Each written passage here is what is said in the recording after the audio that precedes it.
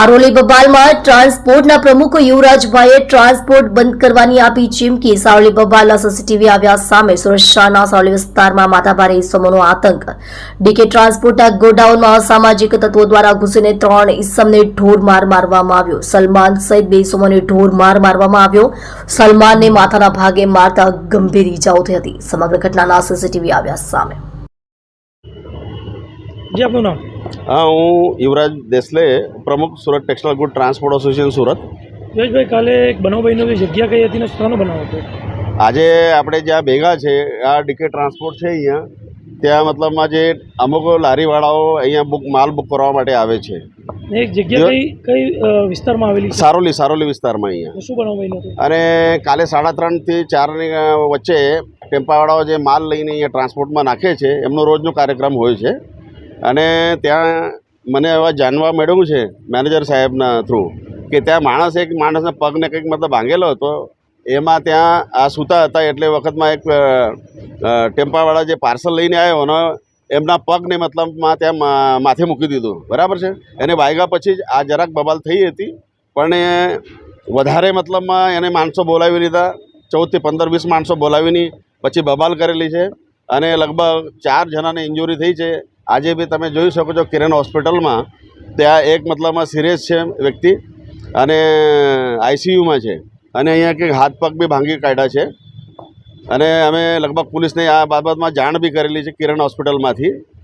અમારે એક જ કહેવાનું છે કે આજે ટ્રાન્સપોર્ટ એસોસિએશનમાં બી મેં જાણ કરી દીધી છે ઉમાશંકર મિશ્રાને કે જે બી વ્યક્તિઓ છે એમને ઇરાદાપૂર્વક અહીંયા હાફ મર્ડરની કેસ મતલબમાં દાખલ કરાવીશું અમે। અને એવું નહીં કરવામાં આવશે તો પછી અમે ટોટલ ટ્રાન્સપોર્ટ હડતાલ બુકિંગ બંધ કરાવી 500 ટ્રાન્સપોર્ટર છે મારા અહીંયા, અમે બધા ટ્રાન્સપોર્ટવાળા બુકિંગ બંધ કરાવી દઈશું કાપડ પાર્સલની।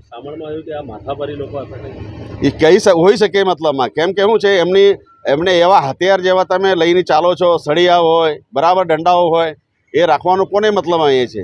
આજની તારીખમાં તમે આવું બધી વસ્તુઓ રાખી નહીં શકો મતલબમાં, અને એવું કરતા હોય તો ઇરાદાપૂર્વક મતલબમાં કોઈ હાફ મર્ડરનો કેસ બનશે એના પર। તો સારોલી પોલીસે શું અભિપ્રાય? અમને બાહેધરી આપી છે કે એમને જે લીગલી છે સીસીટીવી ફૂટેજ બી આ લોકોએ લીધા છે અને જે લોકો હશે એમના પર એક્શન લેવા માટે અમે કટિબદ્ધ છે એવી એમને આશ્વાસન આપ્યું છે અમને। સારોલી પોલીસે કોઈ ડિટેન કર્યા છે એકાદ આરોપી? ના, હજી સુધી તો નથી કર્યા મતલબમાં, અને અમે એમના એસોસિએશનમાં બી જાણ કરી છે એ માણસો કશે જવાના નથી। આ 2 દિવસની અંદર મતલબમાં એમને પકડવામાં નહીં આવે તો અમે 3જા દિવસથી પછી હડતાલ પર ઉતરી જઈશું। મતલબ 500 ટ્રાન્સપોર્ટર જ્યારે હડતાલ પર ઉતરશે અને રોજની અહીંયા 250 ટ્રાન્સપોર્ટ ટ્રકોની જે ડિસ્પેચિંગ થોભી જશે ત્યારે પછી આ લોકોને ખબર પડશે। આવા લોકોને કેવી બિલકુલ સખ્ત કાર્યવાહી કરવામાં આવે। આવો કૃત્ય કોઈ બી મતલબમાં એનામાં એ કરાવી લેવાય નહીં। आपका नाम? मेरा नाम मोहम्मद हुसैन दिलबार खान है। मोहम्मद भाई, कौन सी जगह और क्या हुआ था आपके साथ?